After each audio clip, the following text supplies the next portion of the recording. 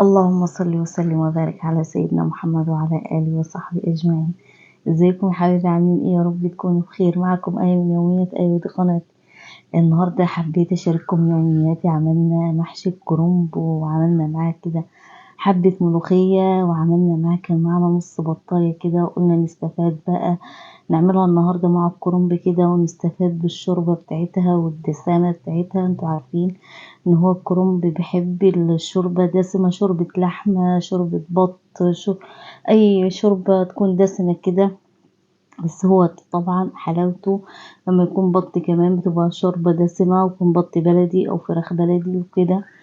وبعد كده انا معايا الخضار اللي هحطه على الشوربة، ومعايا البط انا غسلاه اقسم بالله وحطاه من امبارح في التلاجة بمحلول، حاطة فيه مية وملح وسكر وليمون، سايباه من امبارح في التلاجة. بصراحة مطلعاه قشطة وفل. وكان معايا مية مغلية، نزلت بالبط ونزلت، بس انا مصورتش الحتة دي، ونزلت بالخضار بتاعي وسبته يغلي مع نفسه.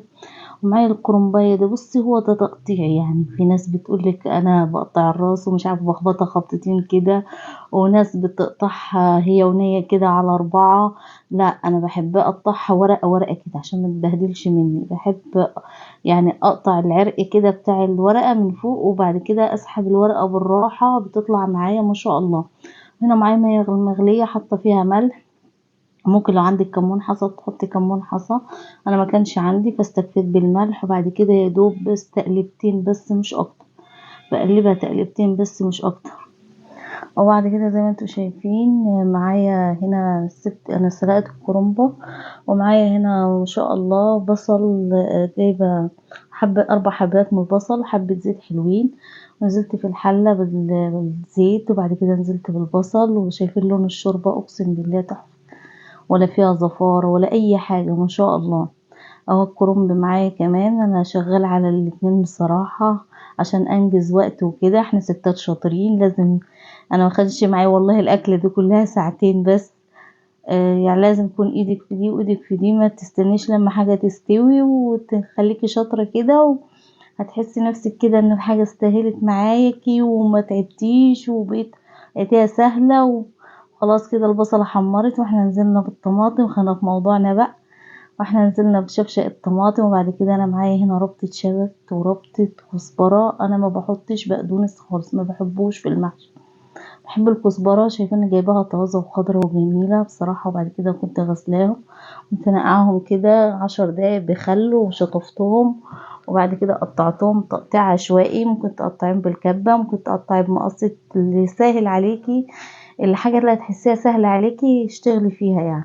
وبعد كده جبت الكرنب لفيتها كده زي ما انتوا شايفين، وبقطعها على 3 اجزاء. شايفين ما شاء الله، يعني بصراحة شايفين السلق بتاع الكرنب مظبوط وجميل. ممكن تخزنيها بنفس الطريقة، تسلقي يعني نفس السلقة دي وتخزنيها، تحطيها في علب فويل وتحطيها وتغطيها كده ببلاستيك، وتحطيها في التلاجة بتقعد معاك من السنة للسنة في الفريزر.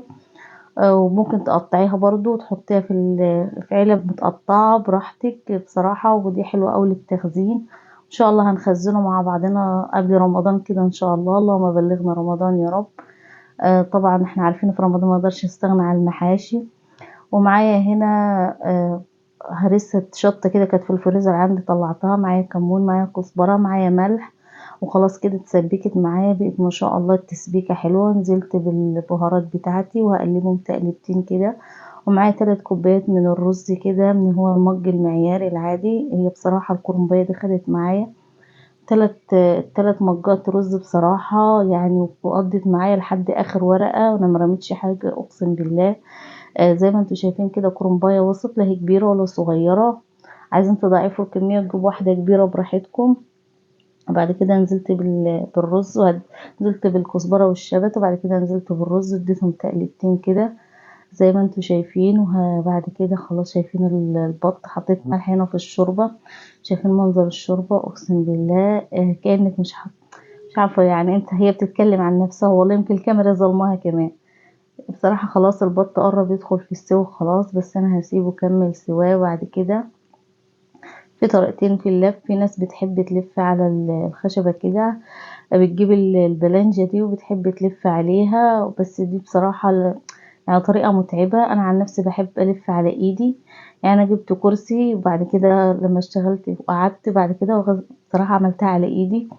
صراحة لفة الايد سهلة، وشايفين ورقة والورقة بورقتها ما شاء الله.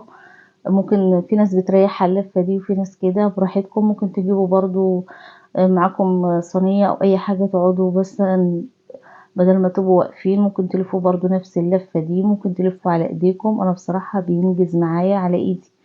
انا لفتها ما خدتش معايا ربع ساعة بصراحة. وبعد كده بجيب ورقة، الورقة اللي بتبقى اول الكرنباية دي عارفينها، الخضرة دي، اول اللي احنا بنحشاش. بسلقها وبحطها في قعر الحلة كده. وبعد كده بفردها وبسويها، وبعد كده بنزل عليها ارص عليها الكرنب بتاعي. بعد كده بنزل بحباية زيت كده عشان سبب اللي شايفين الدسامة الشوربة دسمتها قد ايه في الكوباية يعني شايفين. انا قلت اخد الشوربة كده بالطماطم بتاعتها. وبعد كده حطيت كزبرة وملح، وحطيت كزبرة وكمون وزي ما انتوا شايفين كده، وظبطت الملح بتاعي. وبعد كده بصراحة شايفين منظر الدسامة، هي بتتكلم عن نفسها بصراحة. انا مش هتكلم، بقول لكم شايفين هي. وبعد كده عملنا حبة ملوخية بقية الشوربة. انا كان عندي كيس مفرزاه كده في الفريزر طلعته وحطيت شوربة. وبعد كده حطيت الملوخية.